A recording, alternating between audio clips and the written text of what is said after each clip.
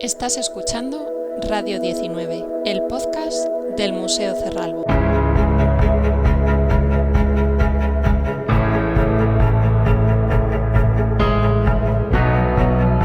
Bienvenidos amigos a un nuevo capítulo de Radio 19, el podcast del Museo Cerralbo. ¿Con qué tema vamos a sorprender a nuestros oyentes en esta ocasión? Pues bueno, en este capítulo vamos a contar con la colaboración de Raquel Martín Hernández y con ella hablaremos sobre magia y superstición desde los primeros siglos del cristianismo hasta el siglo XIX. ¡Qué interesante! Aunque es un tema que me suena. Pues sí, no sé si recuerdas, pero en el capítulo 16 estuvo dedicado a la muerte durante el siglo XIX. En él contamos con la colaboración de Pablo Rachenstein, famoso mentalista que nos explicó las fantasmagorías, el espiritismo, las mesas parlantes, el psicoanálisis y las terapias alternativas y los mentalistas durante el siglo XIX. Os recuerdo que podéis escucharlo en YouTube, iVoox y Spotify. Ya me parecía a mí, aunque me sigue sonando el tema. Pues sí, te recuerda el tema de la Semana de la Ciencia que hemos celebrado recientemente en el Museo Cerralbo. Fue una conferencia titulada Ciencia Bruja, Magos, Sacerdotes y Filósofos, que corrió a cargo de Miriam Blanco Cesteros, la cual versaba sobre los orígenes de la alquimia y su evolución. He de decir que fue una de las actividades paralelas que organizó el Teatro Real coincidiendo con el estreno de la ópera Orlando de Händel. Tendremos con nosotros también a Víctor Montufo Penacho, que nos hablará sobre la Sociedad Espiritista en Santa María de Huerta, Soria. Pues vamos a ello, dentro capítulo 26.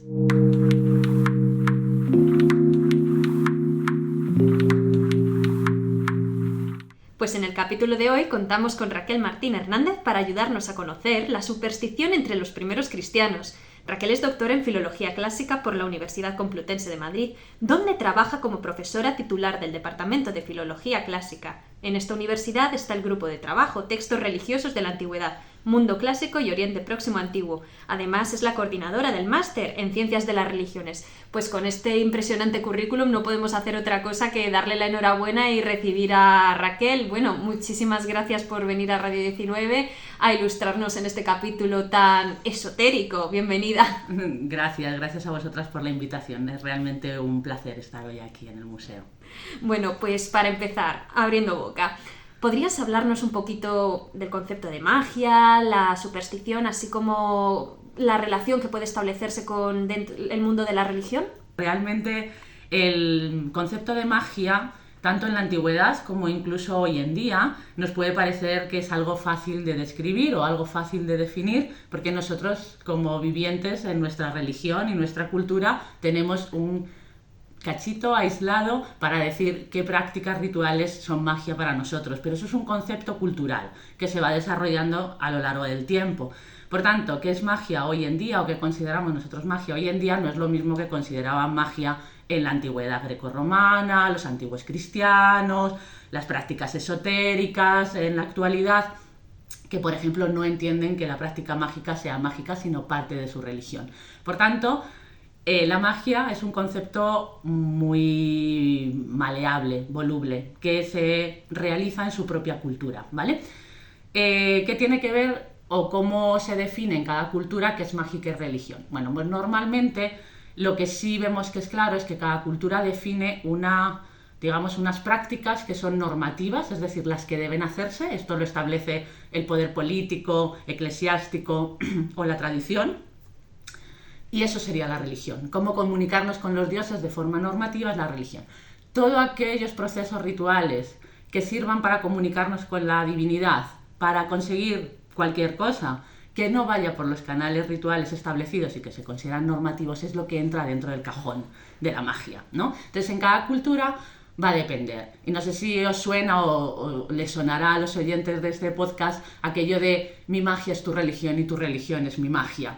Es decir, en la época del cristianismo, que nos interesa a lo mejor especialmente aquí en este podcast, es verdad que para los cristianos la religión pagana empezó a demonizarse. Y entonces empezaron a decir que esas prácticas eran mágicas, que eran para los demonios, que no se debían hacer, etc.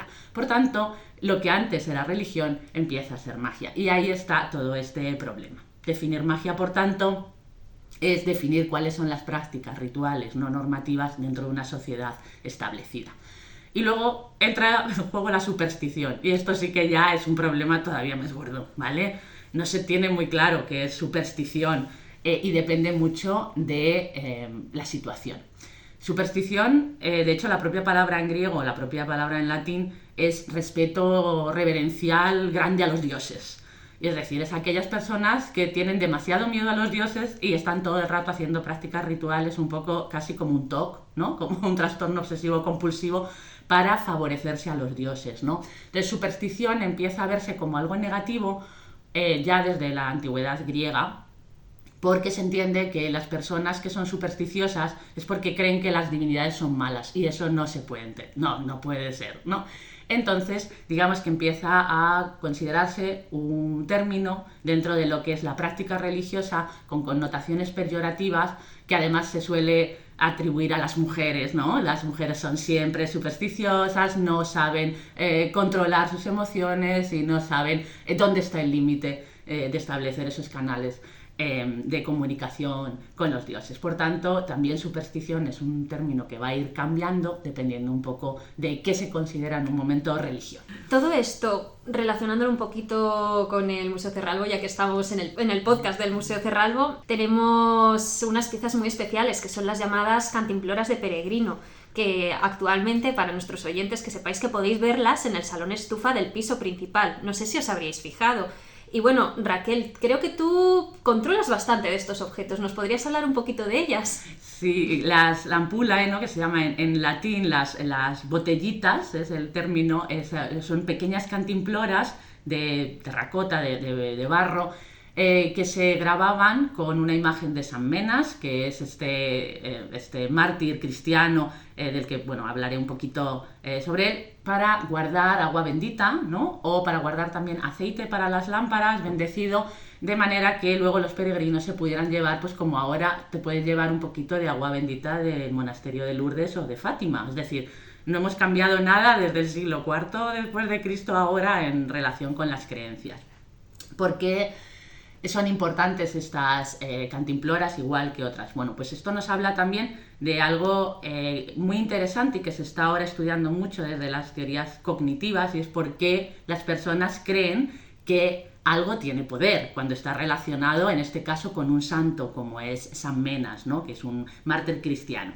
Bueno, pues es que es lo que desde época de Freitzer y luego después, Freitzer es un estudioso del XIX sobre historia de las religiones, se entiende que, está lo que se conoce como magia contagiosa, es decir, alguien o algo que tiene poder puede transmitirlo a través del contacto. Entonces, en este caso, para centrarnos en las ampollas o las cantimploras de San Menas, es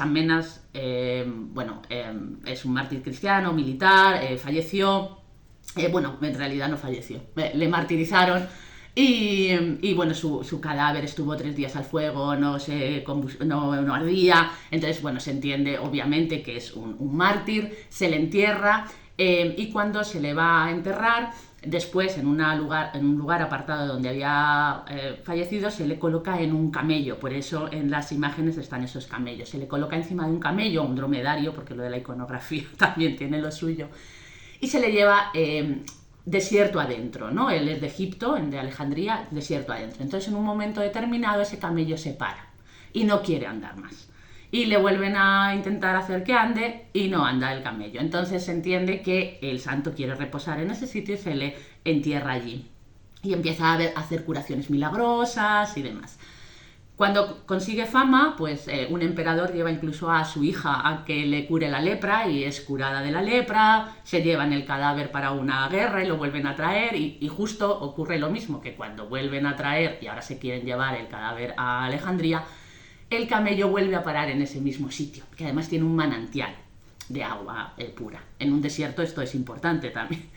Entonces cuando se lo quieren llevar, no pueden, lo ponen en otro camello, el otro camello tampoco puede y entonces deciden realmente enterrarle ahí, que es donde quieren, y ya de hecho le hacen un monasterio, ¿no? Y es el monasterio de San Menas que se ha excavado y se conoce. Entonces esa fuente se entiende que por irradiación de ese poder que tiene el santo es contagioso y esa agua está bendita, por eso los peregrinos se llevaban agua del sitio y demás, sobre todo relacionado con la curación, que son esos milagros que hacía San Menas. Por tanto, digamos que para las costumbres cristianas del momento y que son también un poco las nuestras, como herederos culturales del cristianismo que somos, esa cantimplora pues tiene esa esencia del santo que tiene que ver un poco con la curación. Todos los santos están un poco especializados y también en esa iconografía que pueden ver cuando visiten el museo podrán ver que aparece el santo en posición de oración normalmente y que están esos camellos que se resistieron a que se lo llevaran a otro sitio.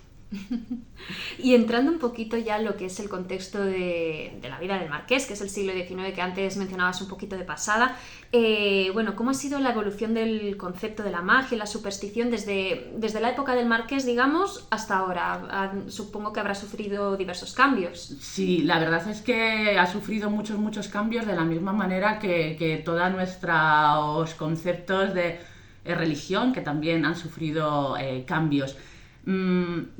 Desde época de lo que llamamos paganismo, por la influencia del cristianismo al cristianismo, ha habido estos cambios que os digo, sobre todo lo que tiene que ver con la demonización de la magia, ¿no? Es decir, la magia se entiende como esas prácticas rituales que están relacionadas con el diablo, con Satán, entonces están prohibidas, no se pueden hacer. Luego habrá otras prácticas que a nosotros nos pueden parecer que también son magia, como el uso de amuletos o algo así, pero eso está permitido, siempre y cuando, pues en lugar de invocar dioses raros o palabras mágicas extrañas, se invoque el poder de Jesús o los exorcismos o un Ave María o amuletos que había, por ejemplo, con los incipits, es decir, el primer versículo de cada uno de los evangelios, ¿vale? Esto estaba permitido, pero no dejan de ser, desde nuestro punto de vista, también prácticas mágicas, ¿no? Intentamos hacer algo ritualmente para conseguir un beneficio, ¿vale? Entonces, ya os digo que la línea difusa entre religión y magia es compleja. ¿Qué pasa? Bueno, la demonización de la magia en la época medieval, sabéis cómo es. Es decir, las cazas de brujas, como el conocimiento esotérico o prácticas que se entienden que están prohibidas o que van más allá de lo que el hombre puede conocer, que eso de influir en la providencia divina y demás está muy condenado, cazas de brujas, y las que no eran brujas y los que no eran brujos, y tenemos muchísima literatura al respecto. O sea, solo hay que leer La Celestina o hay que leer otras obras para darnos cuenta un poco desde la Edad Media hasta la Edad Moderna cómo ha ido surgiendo esto. Sin embargo, lo que sí que experimentó una gran revolución en lo que son las creencias o la religiosidad o las diferentes espiritualidades, ahora hablamos un poco más de unos conceptos más amplios, realmente ocurrió a finales del 18 y del 19 con toda pues, la Ilustración y demás, que los movimientos esotéricos que ya habían tenido lugar en el Renacimiento, con Pico de la Mirandola o otros artistas, ¿no? Que empezaban a leer tratados herméticos y alquimia, y que estaban un poco entre la ciencia y la magia, ¿no? Y tenían todas estas, bueno, pues estas curiosidades que alentaban. Aquello fue evolucionando a lo que conocemos ya finales del 18, primeros del 19, como esoterismo occidental, ¿no? Cómo empiezan estas prácticas a ponerse un poco incluso de moda, sobre todo entre personas culturalmente muy versadas, gente culta y gente especialmente también rica, que empieza, bueno, pues a querer saber un poco más sobre lo que llamaban las ciencias ocultas, ¿no? Entonces se pone, por ejemplo, muy de moda el espiritismo, hacer la ouija, la escritura mecánica, un montón de prácticas rituales que entran, bueno, pues en ese cajón desastre de lo que es la magia, pero que tampoco se entiende si es algo científico, porque estamos también en esa época en la que está habiendo tantos descubrimientos, los rayos X, cosas por el estilo, que dicen, bueno, es que igual esto no es magia, es que todavía no hemos descubierto qué es científicamente. Entonces estamos en un mundo de intelectuales que desarrollan todo esto, ¿no? De la alquimia a la química o de estas prácticas espirituales, bueno, pues a un conocimiento superior, ¿vale? Y se pone muy de moda pues los libros herméticos o la alquimia, como decía, el espiritismo y otras prácticas. Y un poco en relación con todo lo que hablas de este mundo del espiritismo, al marqués de Cerralbo debía de interesarle un poco el tema, dado que en su biblioteca tenía, por ejemplo, un libro bastante especial que se llama Las ciencias ocultas, ensayo sobre la magia, los prodigios y los milagros, que fue escrito por Eusebio Salverte y fechado en 1865. Supongo que lo conocerás, y si es así, ¿nos podrías hablar un poquito más de él? Pues precisamente este libro se encuadra en todas estas corrientes ilustradas de las que estábamos hablando, ¿no? Son estudiosos que intentan, dentro de lo posible, entender todas estas prácticas desde el modo científico. Hablar de ellas como si no fueran algo oculto, algo de lo que nos debemos avergonzar o algo que está fuera de la iglesia y que está prohibido, sino que como científicos podemos aproximarnos a este tipo de prácticas rituales y ver qué hay ahí que pueda, bueno, pues ayudar al conocimiento humano, al desarrollo de nuestra capacidad cognitiva, si realmente hay algo más allá. Entonces estamos dentro de, bueno, pues de esta literatura científica. Por una parte, intentar averiguar qué hay realmente ahí de científico, y por otra parte también un poco hacer teología, incluso ver si todo tiene que ver con la divinidad, si la divinidad es lo que creemos que eso es algo mucho más amplio, etcétera. Entonces está en un mundo intelectual de primer orden, al que obviamente si el marqués de Cerralbo leía estos libros está directamente metido en este mundo. O sea, y tenemos grandes autores de nuestro tiempo,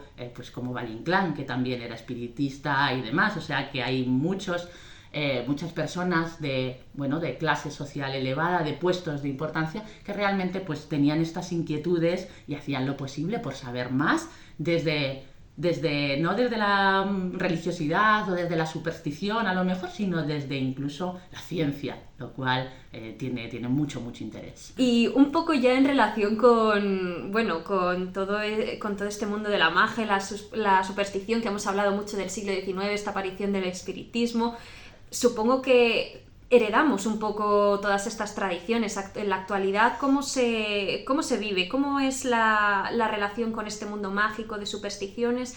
Pues también la pregunta es muy interesante y nos permite hablar de varias cosas que creo que son interesantes para los oyentes y para quien esté interesado en este mundo. Realmente, claro, recurrir a la magia en el sentido de prácticas rituales para conseguir cosas es algo que es especialmente importante en tiempos de crisis.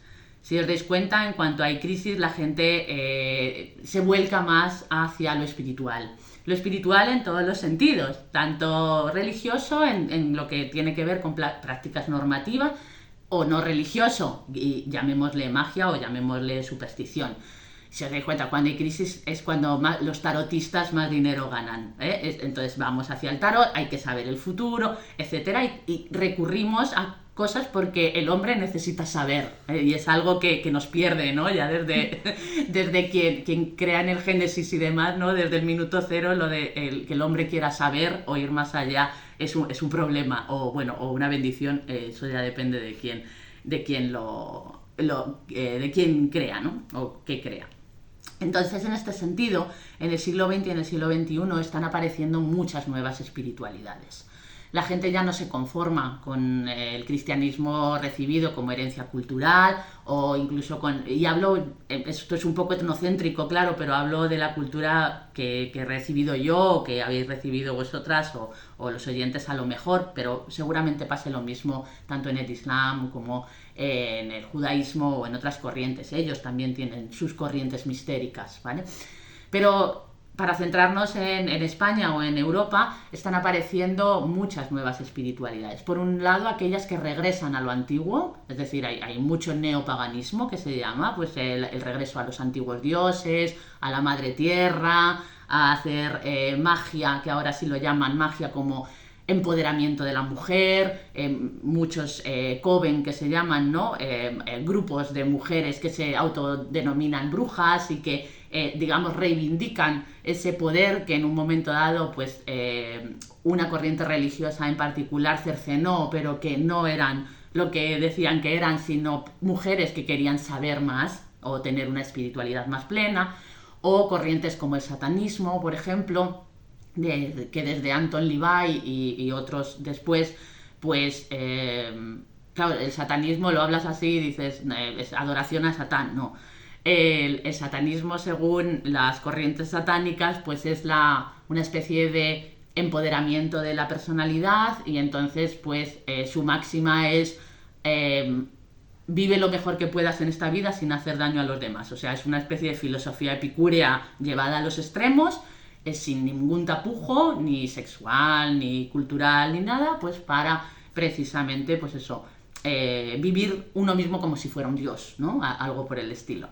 O otro tipo de espiritualidades que, digamos, intentan cubrir pues aquello que ahora pues la religión, hay ciertas personas que no les llega o que no les es suficiente, ¿no? Entonces pues estamos volviendo a, sí, corrientes, espiritualidades del pasado, o creando unas nuevas, porque al final el concepto se va un poco autodefiniendo, modificando, volviendo a autodefinirse, volviendo a modificarse, pues para solventar pues lo que un hombre quiere, y son respuestas, creencias, saber el destino de tu vida, por qué tu vida es así, si puedes hacer algo para modificar que no sea así, y qué va a pasar contigo después de la muerte, ¿no? Entonces, esas preguntas filosóficas que nos llevamos preguntando toda la vida, por una parte las responde la ciencia, pero por otra parte las responden las creencias. Y esas creencias están muy amalgamadas. La que, digamos, lleva toda la normatividad es lo que llamamos religión. Todo lo demás, pues lo que se ha llamado magia toda la vida, superstición y demás, y ahora estamos en un momento de gran revolución, de gran convulsión, de muchas nuevas espiritualidades, personas que se declaran espirituales sin religión, creyentes sin Dios y cosas por el estilo, precisamente como esta herencia cultural desde el 19 al 20 reformulada y desde luego, claro, pues nutrida de todos los avances científicos. Muchísimas gracias por venir, por participar en el podcast. Nada, muchísimas gracias a vosotras, y bueno, animar a quien escuche el podcast a venir al Museo Cerralbo, que es una maravilla, así que muchas gracias.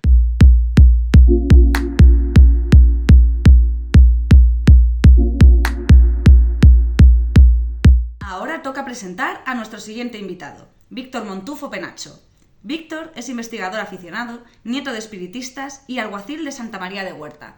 Bueno, Víctor, encantadas de tenerte con nosotras. Hola, buenas. Pues encantadísimo de estar aquí y muchísimas gracias por contactar conmigo. ¿Nos puedes explicar brevemente qué es el espiritismo? Bueno, para ser breve, puedo empezar intentando lidiar con todas las ideas preconcebidas y esa visión que por ahora parece predominante al entender el espiritismo como una superstición oscura y misteriosa, un poco friki si se quiere, de algunos grupos sociales con fines también oscuros y ocultos. Bueno, pues nada más lejos de la realidad.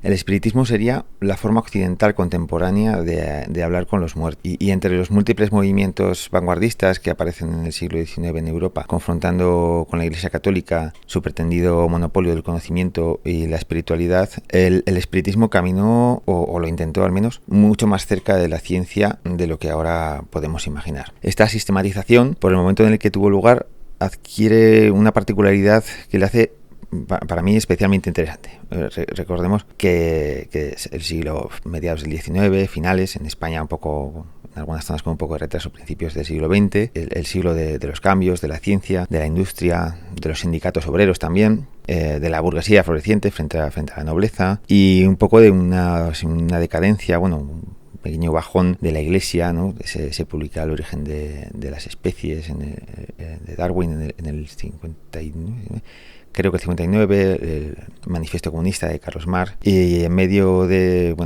ese siglo convulso y de ese torbellino de cambios y oportunidades, aparece el espiritismo como una paradoja que ahora pues nos es difícil de entender, pero en ese momento no resultaba nada extraño ver, por ejemplo, a científicos como Camille Flammarion, un astrónomo francés y convencido espiritista, o al matrimonio Curie, intentando aplicar el método científico en las comunicaciones espiritistas. Tu trabajo se centra en el espiritismo en Santa María de Huerta. Por si nuestros oyentes no lo saben, Santa María de Huerta es un pueblo de la provincia de Soria relacionado con la familia Cerralbo Villahuerta. Allí tenían un palacio que a la muerte de Amelia del Valle fue donado para crear un colegio. ¿Puedes hablarnos de la relación entre espiritismo y Santa María de Huerta? Todavía no se sabe exactamente cuándo comienza esta actividad, pero parece ser que guarda relación con la llegada de trabajadores a la línea de ferrocarril, de sus trabajadores y sus familias. Es la línea Madrid-Zaragoza, Madrid-Barcelona. El tramo Madrid-Zaragoza se construye entre el 1856 y el 1863.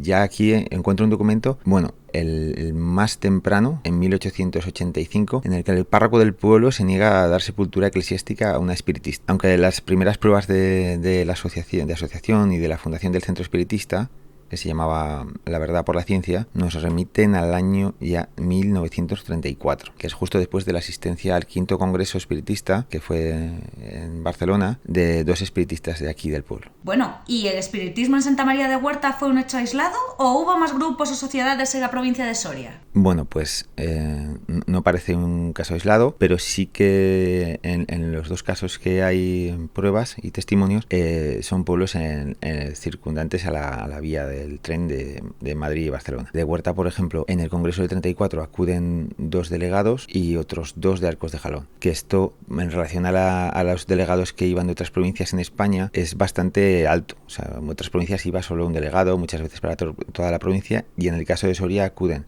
2 delegados de Santa María de Huerta y 2 de Arcos de Jalón. Esto nos da una idea de la importancia del espiritismo en esta zona, sobre todo en esta zona del sur de Soria, la zona que atraviesa el ferrocarril. ¿Qué ocurrió con estas sociedades espiritistas durante la Segunda República, la Guerra Civil y posteriormente la posguerra? La Segunda República fue el periodo más floreciente o fructífero, ¿no? como se quiera ver. Es el momento en el que todo lo que había estado pasando, a veces más a escondidas, otras veces menos, durante 40 a 50 años, dependiendo de la zona, pues toma forma y ya sin tanto miedo se pueden formalizar. Por ejemplo, aquí en el caso de Huerta se formaliza el centro espiritista, se regula y ya hay datos de que empieza a existir todo pues de forma menos clandestina, ¿no? Como otros movimientos paralelos, ¿no?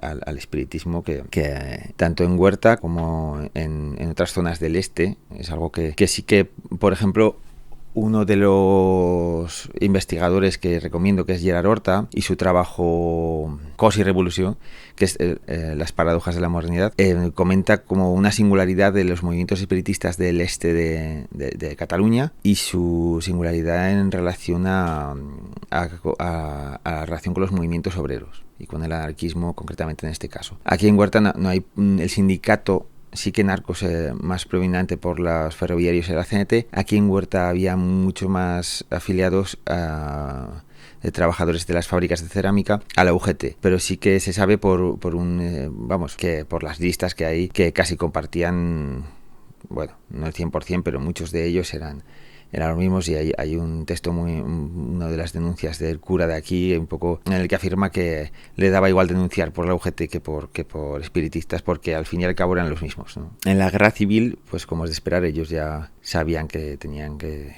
ocultarse y dejar de hacer estas, pues sobre todo el centro, que era más público, sí que pasan a hacer sesiones en privado, en casas. Se cierra el centro, se abren expedientes a todos los miembros, a muchos de ellos, e incluso hay un escrito fechado en el año 39 o 40, en el que el gobierno civil pregunta al cuartel de la Guardia Civil de aquí qué pasa con el centro y qué pasa preguntando por los miembros, ¿no? Se le responde, ese también es un texto bastante llamativo, en el que desde la Guardia Civil de Huerta se le responde al gobernador civil que los miembros, más por miedo que por convicción, han pasado a regular sus matrimonios y bautizarse y todo, pues muchas veces hacía el mismo día. Contaba mi abuela que los paseaban la falange por el pueblo. Y en la posguerra, pues eso ahí quedó. Una pena, porque la parte social, que yo creo que es la más interesante, y la parte de cómo se relacionan con otros movimientos sociales, pues ya queda amputada, y solo quedan pues sesiones y reuniones privadas en casas, ¿no?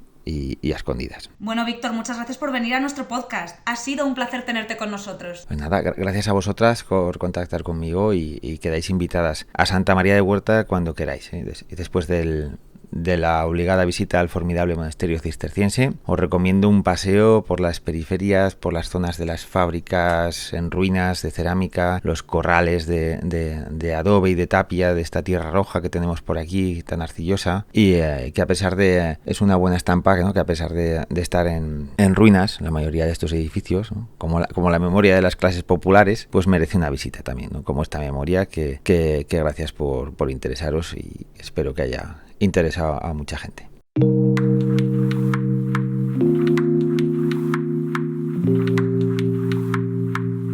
Bueno, el capítulo de este mes ha estado interesantísimo. Sí, la verdad es que sí. Siempre es un placer tener nuevos invitados en el podcast. Ojalá que repitan. Me ha encantado aprender más sobre magia, superstición y espiritismo. Y sobre todo conocer más sobre las cantimploras de peregrino, que solemos pasarlas por alto cuando visitamos el salón estufa de la planta principal. La próxima vez que vengáis al museo tenéis que echarle un vistazo, ¿eh? Y hasta aquí nuestro capítulo de hoy. Esperamos que lo hayáis disfrutado. Nos vemos en el próximo capítulo. ¡Adiós!